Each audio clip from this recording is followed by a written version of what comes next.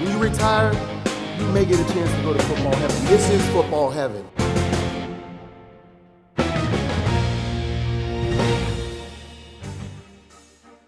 Hey guys, welcome to The Mission. I'm your host, Jameer Howerton, and as always, we have a great show for you today. And as you can see, I'm reporting inside the Black College Football Hall of Fame Gallery, where this year's class has been announced. And over the course of these next podcasts, we're going to get a chance to meet members from this year's Black College Football Hall of Fame 2022 class. And joining me today is the pride of Grambling State University, Minnesota Vikings legend, Mr. Sammy White is joining us right here on The Mission. Welcome to The Mission, sir. How y'all doing? I'm doing great. Well, first and foremost, congratulations to you. What does this honor mean, Mr. White? When you received the notice that you're going to be in this year's class, what did that mean to you and your family? Well, the first thing is to make my wife smile. And you know, she was a school teacher, so, you know, school teacher fuss. So she's been fussing about this for a minute. But she's been fussing in the sense that you deserve to be in this class? There you go. And, you know, she's one of the people, you know, other people was pushing and she one of the people out front pushing too. But it means so much to me because, you know, everybody want to have a legacy, especially when you don't play sports and stuff. And, you know, I do have so many things that have happened to me in sports, but this one enshrined me forever. And, you know, when I have my kids have kids and they have kids, there'll be a place where they can come and say, this my father, this my grandfather, this my great-grandfather. That's right. We're inside. We're here in the gallery. And as you can see, a lot of these men, I'm standing right next to Mr. Whitson Hill, and who is dear to my heart because I got a chance to meet him. He played for the New York Jets, and he was inducted into last year's class, and he's here. And you're going to be in this room amongst some of the great people, I mean, in Canton, Ohio, at the Pro Football Hall of Fame. Do you get chills when you think of it? Yes. You know, people before me, you know, like James Harris, you know, when I was in junior high, he came and took me to a Grambling game, and you know, I fell in love with Black college football at that time. And at that time too, they had Eddie Robinson's show come on every Sunday morning, and I'm dressing for church and gonna be late. My mama about to throw something at me, but I want to see that Eddie Robinson show, which, you know, it just hyped me up, just made me want to be in Grambling at an early age. Well, let's talk about that. Why Grambling, and what did it mean for you to attend a historical Black college such as Grambling? Well, you know, when I came out of high school, I mean, I was a high school All-American as a receiver. And, you know, scholarships was coming from everywhere. And, you know, it was like time Eddie Robinson walked through that door of my living room, it was over. I was ready to sign on the dotted line. And, you know, there's so many life lessons that you learn when you go to an institution like that. You know, you hit a campus and, you know, it's like you don't know them, don't know people, but, you know, a couple of friends might go there with you. But after a few months there, it's like everybody on campus welcome you and get to know you. And then, you know, going to class and everything, your professors want to know your first name, want to know what you're doing. It's just a great family relationship. You said James Shaq Harris. Wow. What do you recall watching him? And you said the legendary Eddie Robinson, you know, those fond memories of those two great men who truly built the foundation of Grambling State football. What did it mean to just be in their midst and to get to know those two men? Well, first of all, James Harris and I is from the same neighborhood. Oh.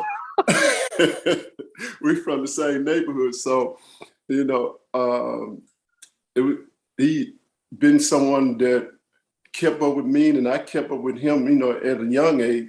And, you know, even when he was in high school, I was probably in junior high or something. On Friday evening, I want to jump on a bus and get over there to see their gang and everything.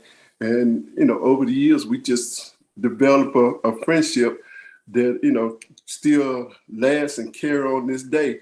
But to play for Coach Robinson, it's hard to put it in words because, the one first thing he gonna preach to you is, you didn't just come here to play football. You came to get an education, and then he won't say, "We want you to come here as a young man, but when you leave here, we want you to be a full-grown man."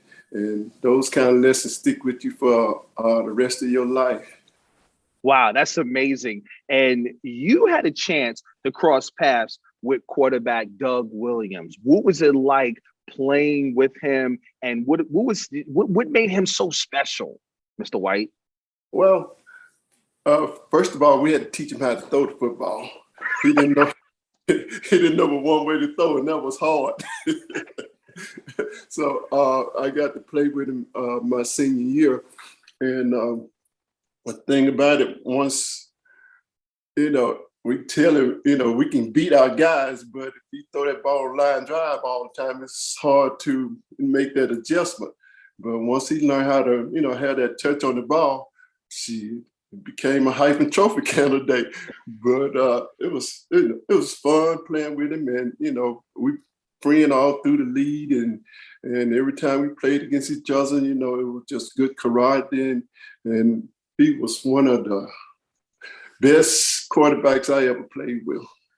I got to ask you, about some of the fond memories of the games that you played at Grambling, but I really got to go to the classic because here at the Pro Football Hall of Fame, we're entering our third year with the Black College Football Hall of Fame Classic. You can speak to playing in those legendary classics. Tell us about them. Well, a classic is just something special, between the bands and the fans. It's just so much excitement going on. When you just come on the field and, just start looking around, and then when we get close to game time, the bands crank up, I would say us as Black people, some things just get us going. And that was definitely one thing get me going and keep me going. And hopefully at the end of the day, we put on a show for the fans, and hope the band enjoyed it too, because they always entertain us. Before we dive in and talk about how you were drafted in the second round, 54th overall by the Minnesota Vikings, how did Grambling prepare you for the next level? Well, like I say, guys, we always had so many guys playing professional football. And in the off season, those guys would come back to Grambling and work out with us in the spring. And, they teach us so much. So we kind of have a head start. But, every day at practice at Grambling, it was a serious competition, between one-on-one with the defensive back and everything. No one want to lose, but it makes you work hard and understand the value. If you want to get something, how hard you got to work. Mr. White, we're in April, and we're approaching the NFL draft. And if you want to relive those moments with us, what was that process like for you when you were being drafted? The funniest part of it is, it's like I heard from every team in the league but the Minnesota Vikings. And, we don't have things go at Grambling where people sit around waiting on the draft and everything, and it don't happen for them, and, make for them to have a miserable day. So on draft day for me, I was just moving around campus, and someone told me I had to go to the athletic office. I was hanging around the student union and say they believe you've been drafted. So I didn't sit and wait. I just was hoping and praying that I would. And once I did, got that phone call and talked to Mr. Grant, it was a big relief for me. What was it like? Go Go ahead. And the next thing I was doing was calling my mom. and my wife, we high school sweetheart, and she attended Grambling too. So, I had to let her in on it too. Wow. What was it like day one walking in that locker room? You speak of the competition about how other players will come back to Grambling and kind of coach you guys up on the ins and outs. But for you, it seems like you walked in that locker room and you hit the ground running. Well, like I say, by having Shaq them in the neighborhood and then coming back to Grambling and everything, they prepared me. When I went to Minnesota, it wasn't all good because I almost was psyching myself out because I was concentrating so hard on these professional defensive backing that I got to find a way that I can win on my routes with the defensive back, and I'd be winning on the route, but I wasn't catching the ball. And one of the good part was we were playing 6 preseason games at that time, and 6 preseason. 6 preseason games. But I had to pause there for a second. Like 6 preseason games. By the time you guys got to the season, y'all were worn out. But I needed them because Bud started me about the 4th preseason game, and I got in game and was winning again, defensive back, but dropping balls again, and they pulled me out the game. And then actually the last preseason game, he said, well, okay, you're gonna start again. So I started and ended up catching the winning touchdown. And from that point on, I was good. Wow. I did a Zoom call with Minnesota a couple months ago, and Bud Grant was on the call, and I asked Bud, I say, Bud, I was dropping all them balls and stuff. How did you keep me? Why didn't you cut me? And he told me, say, you was my pick. I said, oh Lord, thank you. But then you go on. I know you were dealing with trials and tribulations early on, but you won Rookie of the Year, and then you had back-to-back Pro Bowls. So something must have clicked for you. Yeah, like I say, when he put me back in and I caught the winning touchdown, I was good from that point on. I guess it's to say wasn't no stopping me, so I was good. Wow. Now you had the opportunity, your quarterback, to play with Pro Football Hall of Famer Fran Tarkenton. Did you realize early on that that Fran was going to be a Hall of Famer? I mean, what was it like being in the huddle with him and in and around the locker room? It was great because even when I got to the Vikings and stuff, I think he felt that I had good hands because he would pull me to the side a lot and just throw balls hard as he could at me, and I just be catching it like it ain't no problem. And wow. I think he had more confidence in me than I did at the beginning, but when it's all said and done, Fran, he's just a great character, but he's a hard playing football player, and he was very, very intelligent and smart on that field. A lot of time we'd be in the huddle, and the offensive coordinator sent in a play, and Fran would say, "That ain't gonna work. We're gonna do this." Usually when he say we're doing this, he's usually right. Wow.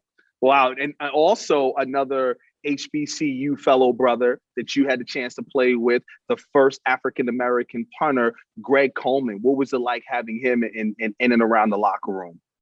Oh, Greg was great because, I'd been in the league probably three years before Greg came over to Minnesota anyway. But anyway, I had never seen a punter that can direct kick and he came out there with barrels in the corner of the football field and kicking in the ball, going in the barrels. I mean, he was doing some amazing thing. And he did, and it lasted for a good long time, and he deserved to be where he is. Wow. I was just doing the research. You were a part of the fabric in Minnesota and really bringing them back to Super Bowl, not saying Super Bowl glory, but their fourth Super Bowl appearance. You were part of that and listed as one of the greatest 50 Viking players of all time. Like, so that hard work, everything that you learned along the course of your career, which started way before Grambling with your family, but however, with Grambling, what does that say to you? Like, how does that, when you sit back and kind of just reminisce, because I'm looking at that picture right behind you, and I see that young fellow in that Minnesota Vikings, your uniform, do you pinch yourself sometimes and go, wow, this was an amazing career, my legacy? Yeah, well, it's kind of had to go back to my parents, which, both of them are deceased now. And truthfulness, I can't give my mom enough hugs and kisses simply because of the fact when I was in high school, summertime, young, don't really know no better. And they've been through a tough training and stuff. And we was going through this tough training and workout for summer. And I decided, me and my friend, we decided this is too tough. We wasn't gonna play no more. So we just say we gonna throw in the towel. And then we was hanging out at my house, and before we know it, the bus pulled up in front of the house, and people started running there wearing the coat and say, "Ho, get yourself on this bus." And they were getting ready to load up, and everybody was on the bus except me. And one of the guys say, well, they called me June, say, "June not on the bus." And I was hiding out in the attic. And then my mom, when the coach came back to knocked on the door and told my mom that I wasn't on the bus, and she wanted to say, "Mr. All-America, you want to play football? Come on down. So if you start something, you're not gonna quit." So when she put me in that situation, it was no quitting. And I was gonna try to do the best and be the best I could from that point on. And some of the accolades that is coming my way, I know she would be proud, and it do make me feel good and excited, and it's just a wonderful thing. Mr. White, are you going to feel tears of joy come Juneteenth when you put on that black jacket and you see that emblem, Black College Football Hall of Famer? All I know, I've been trembling ever since they announced I was being elected. It's one of them things, it's going to be a feeling that come over you. I mean, I got a feeling now. So I know in that moment, it's going to be even a bigger deal. And, how I'm going to handle it, I can't say, because I can't cry. Yeah, well, them tears are going to carry over to Labor Day weekend when you and your family come here in Canton, Ohio, and you see your plaque up here in this gallery, along with being announced on the football field at Tom Benson Hall of Fame Stadium, the new class. And thing is, some of them guys that's, already there, I know some of them and been around, proud of a whole bunch of them. And just to see my name up there with there is totally joy. Before I let you go, sir, who are some of the people that you would like to thank? Well, first of all, I got to thank my wife. And down the way, you got to thank Coach Robinson, and definitely want to thank James Harris and, Doug Will, and, my coaches in Minnesota. My mom, my father, and just one more story. When I was in high school, my parents brought my grandparents to a game, and they were so excited at the game and stuff because they didn't know what football was, never been to a football game. And after the game was over and everything, we had won, and I went up to them, to give them a hug and kiss. And they say, "Oh, you just like a rabbit. You just be here, just be there, just here, there." I said, wow.